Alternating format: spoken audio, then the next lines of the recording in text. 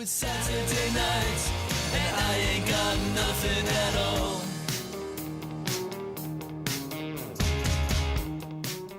And welcome back to the show, and that's the Broken Bricks that we're listening to today. Nice and, music. Very nice music.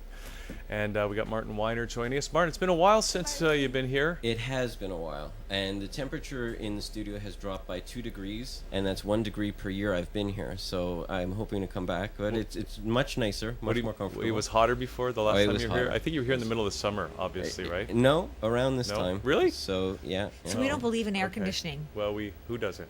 with the studio. We do. In fact, we have it on right now, even though it's only May. Okay, Martin. Okay, great. Great to see you. We should probably mention you're a regular contributor to Good News Toronto magazine. I am a regular contributor, and also I blog regularly. That would be www.martin.winer.com. So, and on that blog, you'll find all sorts of issues, the kind that we're discussing today. The reason I started it was because so many issues that I found interesting weren't making it to the news. And so I was like, why didn't I know about this? Why didn't I know about that? Why have I never heard about this? And I started my blog, and you'll find all sorts of issues ranging from archaeology to theology. But are they all good news, though? Okay, no, the Good News Toronto is a separate paper, and that deals with good news in Toronto. That paper's trying to resolve a bias in the media where everything was negative. So that's not my paper. I'm just a contributor there. Okay, but when my you do blog, write for that one, you always write good news it's stories. always good news. Right, okay. Yes. Okay, so do you have good news for us today, Martin? No, that's what. Ah, I thought. Let's get into the bad news. Jeez. Well, actually, I would say it's good news, and I would just say that actually it might make our society more compassionate, more understanding. So, just basically in a short 1-minute summation, I came across a story of a researcher. His name is Kent Keel. He works out of the University of New Mexico. And what he was doing is he was going to death row inmates and running an fMRI scan on them. Now, we all know MRI scans are kind of like a picture of the brain. Yep. fMRI is like a movie of the brain. You can see the brain working. You can see processes moving across the brain. Wow. So when he did this, when he did this on the death row inmates, he discovered that so many of them had this exact same defect in a specific region of the brain called the paralimbic system. I'll get into it. And that actually, it played back into a theory or a problem that I've been having ever since I was a teenager. And the paralimbic system is a system that helps humans process emotional responses. And one of the things that's crucial to knowing the difference between right and wrong is empathy. And what's required of empathy is a sense of how you would feel and an understanding of how other people would feel. And that's an emotional response. So if the paralimbic system is damaged, then perhaps these people inevitably would commit a crime. And if it was inevitable that they're going to commit a crime, should we treat them as criminals or as a victim of this defect? Right. Now, I'm not saying that this is a very prominent thing. I'm not saying that, the bulk majority of prison inmates suffer from this. But it starts to bring up a question, for people who do suffer from this, should prison be more like a psychiatric ward where we're caring for you and nurturing you as opposed to punishing you for something that was not your fault? Okay, so what strikes me about this is that, and this leads to all kinds of different subject areas, right? Like the whole free will versus fate discussion, the meaning of life, the validity of religions and law. But one of the things that strikes me about this is new scientific information, right? Right. So could this not, if we're struggling with how to deal this in the legal system, right? Could it not just be something that defense attorneys could start to incorporate into their defenses? Well, that's a very, very good question. And in fact, the news came to light because Kent Keel testified on behalf, and this is the first time it happened, of a criminal who was on death row, and his name was Brian Duggan. And death row cases typically go through what's called a mitigating circumstances hearing. So basically, this is where you get to talk about your childhood. I'm sorry, how rough your childhood was, anything to basically ask for pity from the jury. Kent Keel testified for the first time using this new technology, because it is new. And actually, the first time the jury came down, it failed to reach it had to be a unanimous verdict. And they failed to reach it. They asked for more time and eventually did reach a unanimous verdict. But this was the first time that this type of evidence had appeared in court. And so what was the verdict? The verdict eventually was yes, he would be put to death. Okay, so he was still found guilty. He was still found guilty. Okay. But the technology is improving, the numbers are improving, and you have to understand that OJ got off with DNA evidence that was what was it, 1 billion to 1 against OJ. So new science is not trustworthy, but as science now, I believe that DNA evidence in a jury has more weight than it did in the 1990s. Okay, but even just to back up a bit, before we even decide if it's a legal issue, you were saying, using this in your legal argument, shouldn't we even be looking at whether this is a legal issue or a moral issue? It is. I want to stick to the moral issue because if what you're saying is true, should they even be held in a legal system, or should they be medically? That's exactly what I'm treated? getting at. And so the bar, the level of proof required in the legal system is at the time that you committed the crime, were you able to differentiate from right from wrong? Right. And my argument is for people with this specific disability, they never could distinguish between right and wrong as far as psychopathy is concerned. So I want to introduce the term psychopathy and make sure everybody knows what it means. Psychopathy is the inability to realize the effect of your actions on other people. You have no empathy. There's a test for this. It's called the HARE test, H-A-R-E test. It's a interview that's highly structured, and it runs on and on, and it's on a scale out of 40.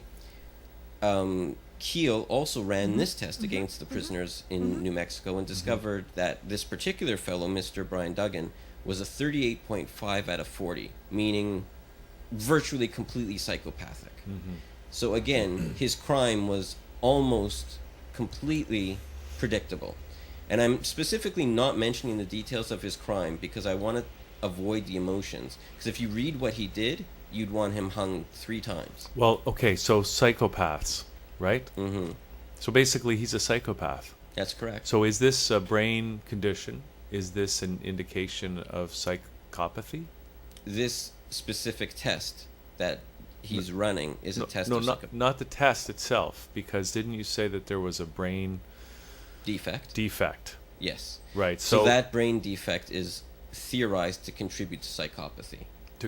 So everyone cause. who has this brain defect will typically be psychopath. So it might be easier. Yeah. Might it be easier to test for this particular brain defect, which seems a little more objective and less subjective than this test? Well, that's exactly right. So the HARE test, H-A-R-E test, was the predecessor to this fMRI test. I see. Okay. So as science evolves, by the way, and this fMRI data is coming out, because fMRI is new. It's only about 5-7 years old. We're learning more and more about people's brains, and you'd be amazed what we're learning. We're able to predict thoughts now before they happen.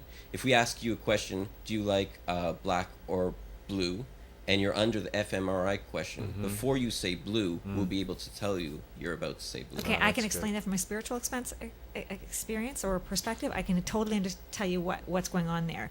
Now we're getting into that whole area of the emotional, what we're talking about at the very top of the show, which is about the emotional and mental physics. This ties right into all of that stuff. So it's so cool how that works. And even I call it a psychosophy. Created that word, which is a combination of psychology and philosophy. Yeah, but anyway, so it ties right in. It's amazing how that works. But my question is okay. So if we can start to understand this, okay, the next thing I guess we would have to ask is, okay, so let's say you have that brain defect, Okay, and so now you know you're more prone. So if we can determine that at an early age, say, then we can start to kind of work with that. But okay, so now even though you're more prone to that, do you still know the difference between right and wrong? Can you be trained to know the difference between right and wrong? Okay. Can you know that it's like, even just by memory or an intellectual, forget the whole feeling thing. Can you just know, even if I don't have the emotion to, and I can kill somebody without question? Can you be trained? If I'm told you don't do that. Can you be trained? Because you've got, I noticed he's got that Steven Pinker book on your sheet The Blank there. Slate, yes, I And do. he also talks about the plastic brain, does he not? Norm Deutsch is a Toronto psychiatrist who's world famous for neuronal plasticity. Oh my God, these And- words are so big. Sorry? These words are so big. Neuronal, I was going to explain neurons, okay.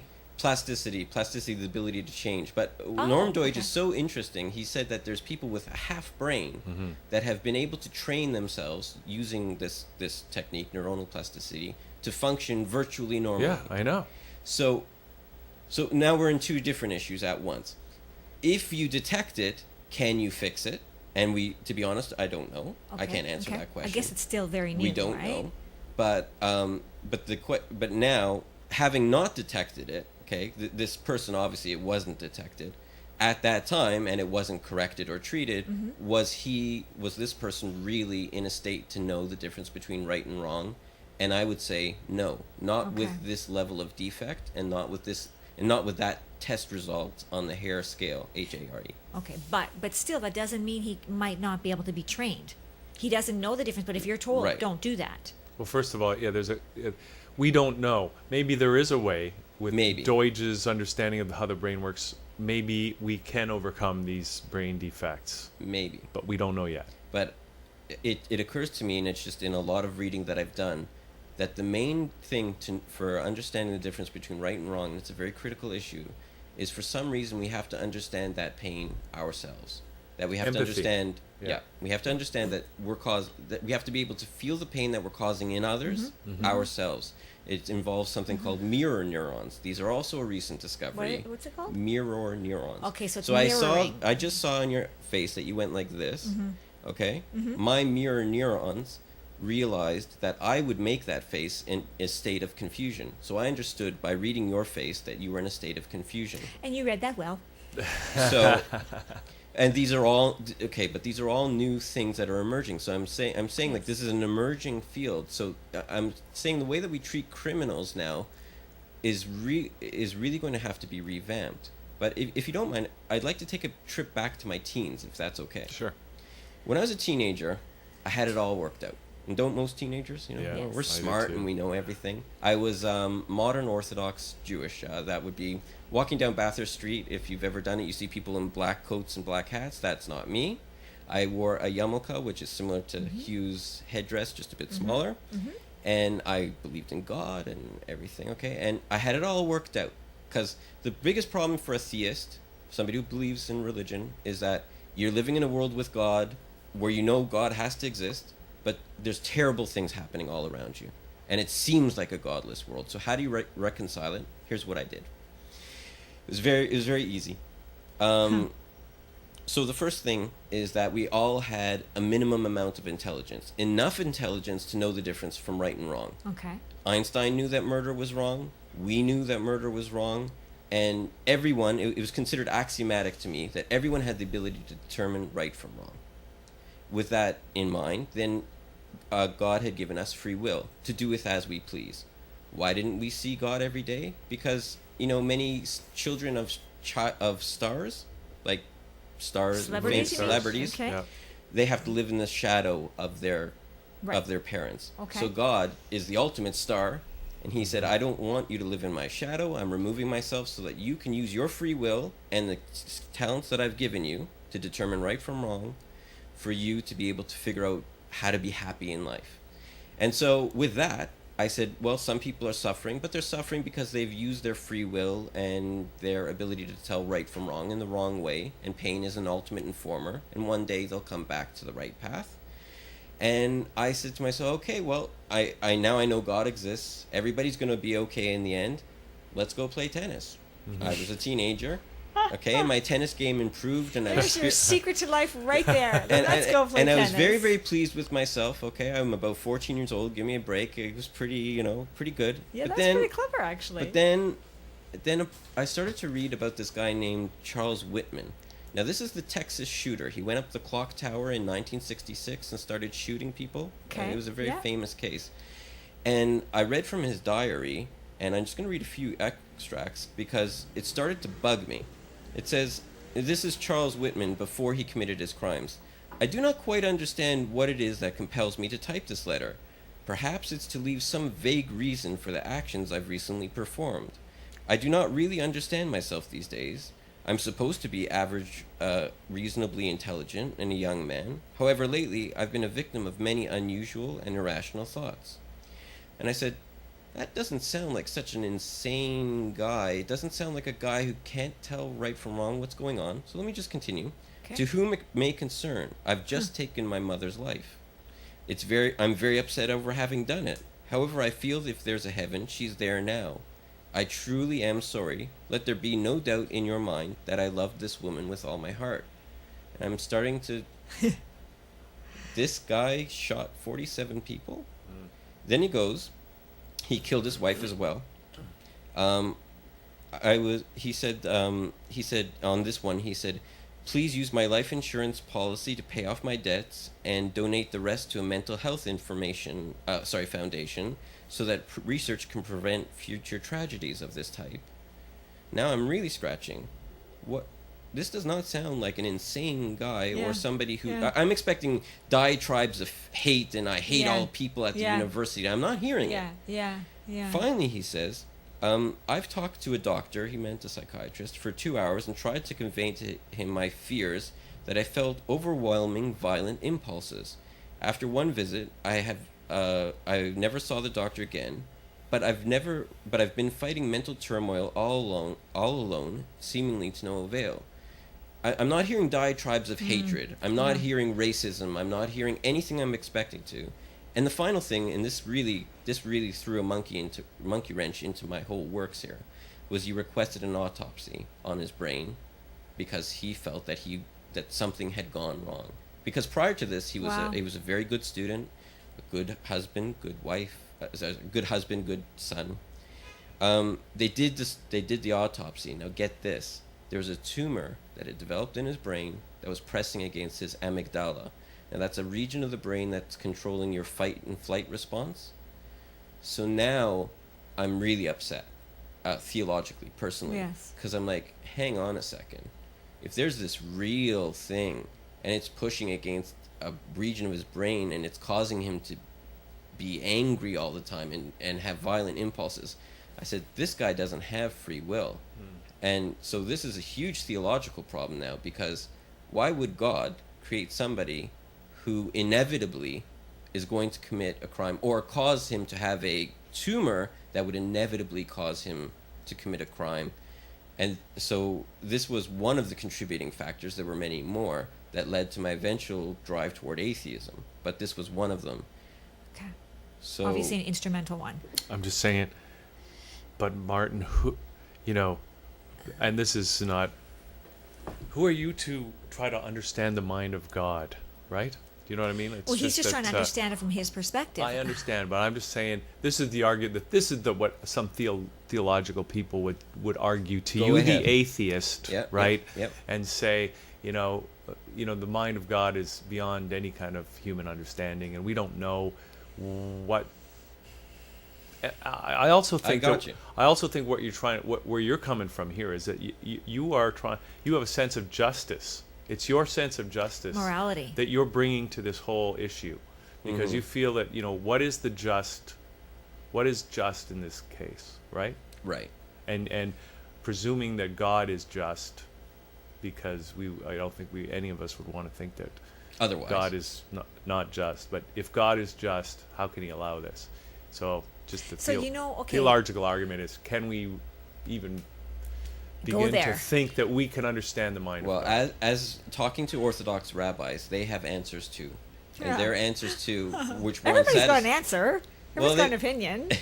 Their answers are that there are cases that occur in the Talmud and in the world that there are instances where God has removed free will from people such that they could be an instrument of His to some other divine providence, some other greater good. But okay, you know what? I would like to. Which I reject. I would like to challenge that's that their whole answer. free will thing. I Right. think he had free will.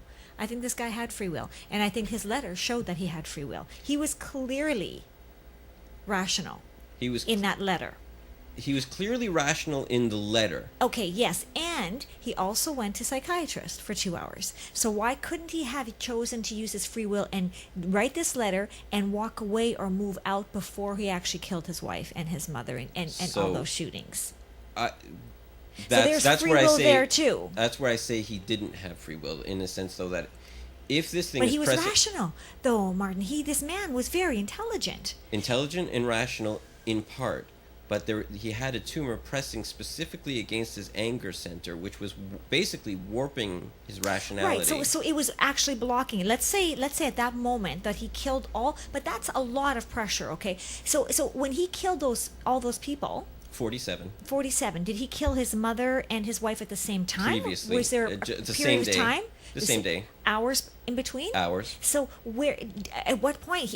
Why was he rational after the fact and not before? He was rational before and after the So fact. then why and couldn't he partially removed himself from the situation? Well, this is a huge issue in psychiatry. So I think there is free will, though. I think there is free, because if he didn't write a letter like that, if he wrote the letter you expected, like I hate the world and I'm angry and this and that, where he had absolutely no rationale and he was absolutely not in control, I would agree with that free will thing. Well, But to me, he chose to write the letter. Well, if you don't mind, let me bring in a legal concept here. It's called constructive dismissal. You can be dismissed from your job. You can be fired, right? And there's another form of dismissal called constructive dismissal, where they make your job so miserable for you because they want you out, that basically you can argue they basically fired me. That's right. Right. So I've heard of that. I would think in this case that there should be a concept of free will, and the lack of free will, and the constructive lack of free will. If your brain operates in such a way that it's constantly telling you with such force that you must commit violent acts, I believe in the concept of constructively or effectively he had no free will. Yes, he had moments where he could write rationally because the rest of his brain was still working, but he had... Then why didn't he kill himself? He probably would have, to be honest. The state troopers got to him first. But why wouldn't he kill himself instead of killing everybody else before he killed the others? Well, we don't know exactly how this tumor affected his brain, but we understand that it caused anger, and that anger needed to be expressed, and not necessarily against himself. So, anger, is just an emotion. Yes. Now, in a healthy level, anger could be very dualistic. And it can be constructive. It can actually be constructive. I could be angry about the state of economics in Canada and take positive action. That's right. Yeah. Or I could go out and blow up a government building. Yes. Okay. Right. We just got spied on by CSIS for that. But in this case, I'm saying that his anger was so overwhelming that it wasn't the type of anger where he's going to say, oh, gee, I'm really angry, let me go start a charity. And it was a very primal anger. The amygdala, by the way, is a very primal part of the brain. If you have phobias, fears of snakes and fears of snakes and mice or whatever that is, Rodents. it's your amygdala that's responsible. Okay. And what's very important about the amygdala is that it's impossible almost to ignore. People who suffer from anxiety, post-traumatic stress disorder, it's their amygdala that is at work. It's basically an emotional underscoring. It says, this is dangerous, and it yells at you. Okay? So if you're in a situation where you've been in a war, but now you hear fireworks, it will yell at you, and you will be in a tremendous panic, and it's out of your control. It's a relic of evolution. So I'd say that if something's pressing on your amygdala, basically your higher faculties are compromised, even though he could write that letter. His fire. But there, to me, I mean, there had to be some sort of premeditation. So if there's some sort of premeditation, because he did go and speak. He bought the guns. Yeah. So at what point there was plenty of opportunity for him to turn that around. So I don't buy the free will or the no free will argument in this particular case. I know what you're saying, and probably in certain situations that would be the case. But I don't think in this particular case, I think this is a case of a tumor. But I think if he had acted, if he had acted selflessly, he would have just killed himself.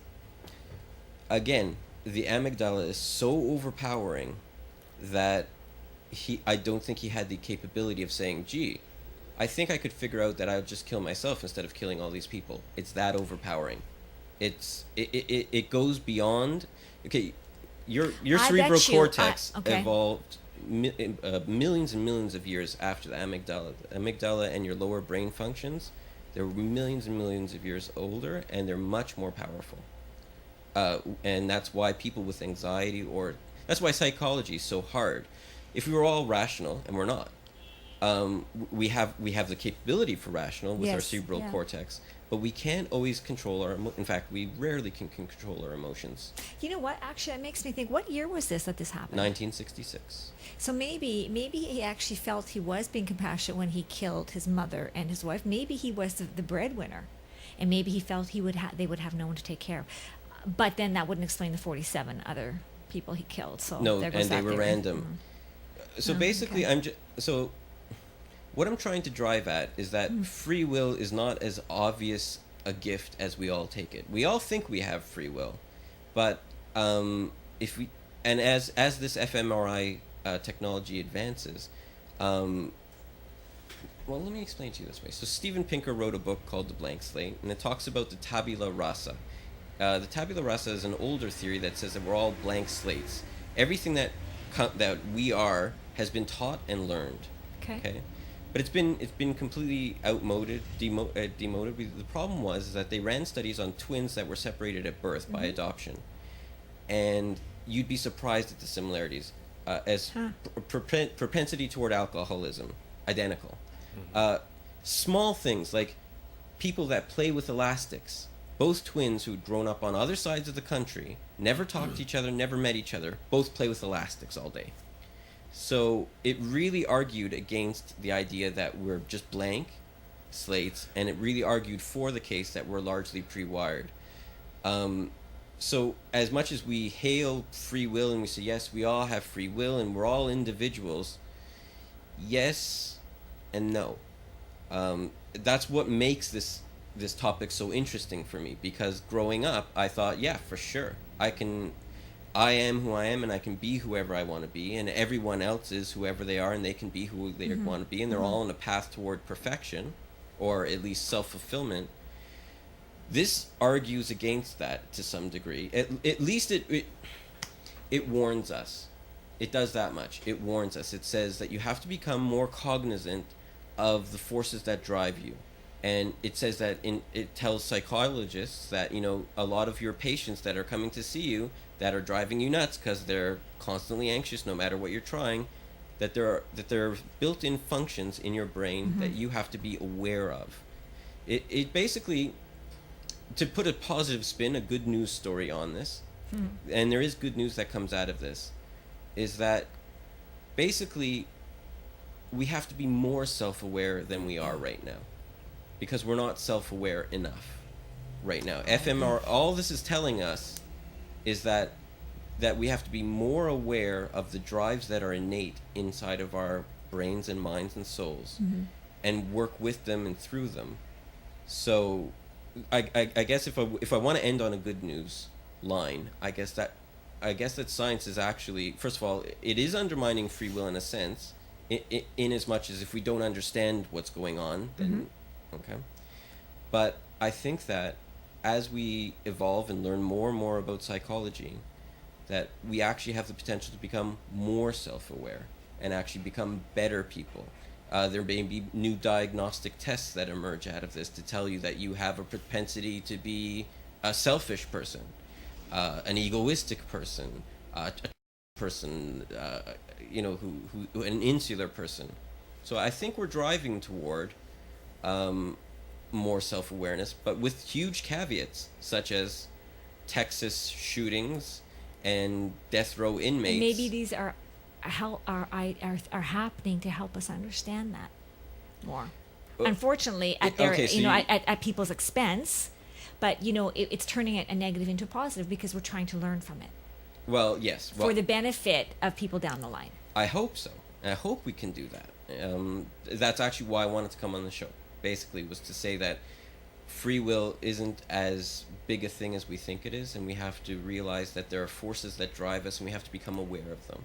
So Interesting. And maybe the good news, maybe free will is a bit of a moving target. And as we get more of this scientific knowledge, maybe we're also going to learn that the brain is plastic and we can overcome these difficulties once we know about them. and that's my greatest hope. Yeah. But I mean, even now there are things that people can do. If you explore yourself a bit more, you can, or take personality tests. You can start to discover what your flaws are, what your strengths are, and try and work through them. But you gave us two really good examples, Martin, because one was an actual brain defect from birth, and one was an actual incident where this person perhaps grew the tumor No, for sure. later on. Yeah, he was so normal. So you wouldn't be able to predict that with No, him, you would not correct? be able to predict it. But Whereas I'm talking with a defect in the brain, you might be able to, right? right. But I'm saying, okay, now just going to the broader sense, not a criminal sense. I'm saying we all have defects, all of us. Excuse me, Hugh's perfect. Oh, No, We- sadly. we all Kidding. have defects, and basically, as you say, this sort of thing just might be a wake up call to say, let's be more self aware to become better people. Okay. Okay, so just one last thing. Okay, Yeah. so do you want to know how to become a legal psychopath? How? Play the stock market. A Be a legal- trader. Oh, a yeah. trader. Because what Did they I said. mention that? No, because I don't know if you saw this article, but about a year and a half ago, I received an article by somebody who they did a study, and they said people who are traders actually have far lower empathic abilities and are actually verging on psychopathic. So that's a required skill set or Thank you skill. so much for bringing that up. As a conclusion, and this is a funny conclusion, the same hair test that they ran on these criminals, where they came out with 38.5 out of 40, they ran on the general population, and they found out that general felons, non-violent crimes, lower misdemeanors, etc., and corporate CEOs both ranked 20 out of 40 on average. And that's high, right? It's 20 out of 40. It's Okay, in the halfway. middle, Okay. halfway. But I'm just saying it's a very interesting fact that they both show up on the psychopathic Isn't scale. that yes? So yes. just tying on to your point yeah, there. and because that's what they said, that the traders have to be a successful trader, you have to have very little empathic ability, and you are bordering psychopathic, what they consider clinically psychopathic. So there's a legal way to be a psychopath in the system. Yeah, That's good. Isn't that interesting? Because the system rewards psychopaths. that's actually true. Yeah. That is actually true. So that's maybe a wake-up call for us to reinvent our systems. Yes. Can I just mention something else that's Please. sort of related to this? I saw a presentation that somebody doing brain research had identified that a certain kind of propensity to fundamentalist religious thinking. Yes. Did you see this? Yes. And they were contemplating developing a vaccine that could kind of nip this tendency towards religious fundamentalism in the bud. But once we start to get to that kind of level of Control. scientific analysis and control, though, we start to maybe we're starting to erode the human condition itself. And free will, whatever that means. By the way, and this pre-testing, I didn't get to it, but basically brings up the issues similar to the movie The Minority Report. For those who haven't seen it, it's Tom Cruise, and basically three psychic mediums predict a crime about a half hour before it's going to happen, reliably. Okay. Tom Cruise and his team go out and catch the man or the woman just as about to plunge the knife, and they prevent the murder, and the person is incarcerated. And there's all sorts of moral issues around that, because, I mean, if you knew it was going to happen, couldn't you instead, why does the person have to be incarcerated, and why couldn't you have caught it a bit earlier and retrained them?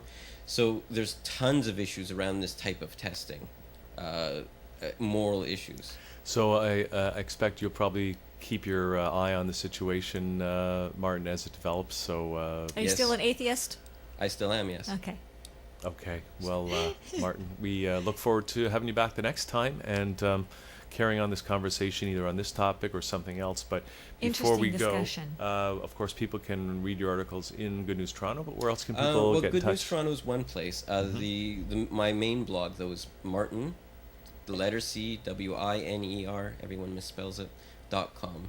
MartinCWiner.com. Yeah. That's correct. Mhm. And you'll see the fellow's name, if you want to read this particular article, is Kiehl. There's a search box at the top of my blog, and it will bring up the article. Okay. And you'll find all sorts of articles there, so please visit. All right, Wow. MartinCWiner.com. Martin, great to have you on as always. Thanks for doing Yeah, this. it's a pleasure. Thanks for Discussion. having us. Interesting. Having me. And I think that's the show, Sandra. Wow. What do you think? See, I can't even high five you because you're so far away. You can high five me after the show. Maybe while we play the music that we go out with and run the credits over. Okay. Okay. Amazing discussion, amazing guests today. Yeah. Really, two very It passionate was people. good. Yeah, very and nice and passionate relaxed. people. Able to get right into the issues. So Yeah, that's, it was that's really, great. really cool. Really good discussions. Okay. Well, My I brain's guess. hurting now, though, from is it? Monday. My brain's sore. Okay. All right. So we're going to take off. Thanks to everybody for tuning in. We'll see you Thank you, tomorrow guys. for more Liquid Lunch right here on ThatChannel.com. See you See then. you next time. It's a boy dressed in blue with a pompadour dude. See, he's feeling for some healing, boy, that ain't really new. You've got some reeling and a rocking like he's Mr. Jolly Hurricane too. Got to wait by the gate where the lovers debate over who's using who. Will you just keep it straight? You know those cats are really jumping when the clock hits a quarter to 8. You know it's Saturday night and I ain't got nothing at all. You know it's Saturday night and I ain't got nothing at all.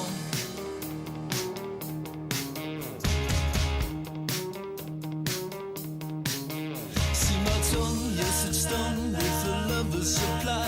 Keep it coming till it's running low and stupid and dry. You know it's got that magic, something that you just can't really deny. Don't mistake me, let me take you to a lover's retreat, where succeeding is just feeding you the answers discreet. When I howl, you just cower like you already admitted defeat.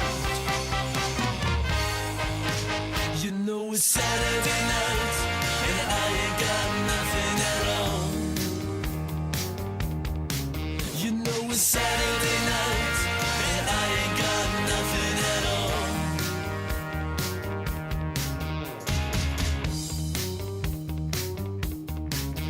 Just a child, young and wild, like a boy of 16.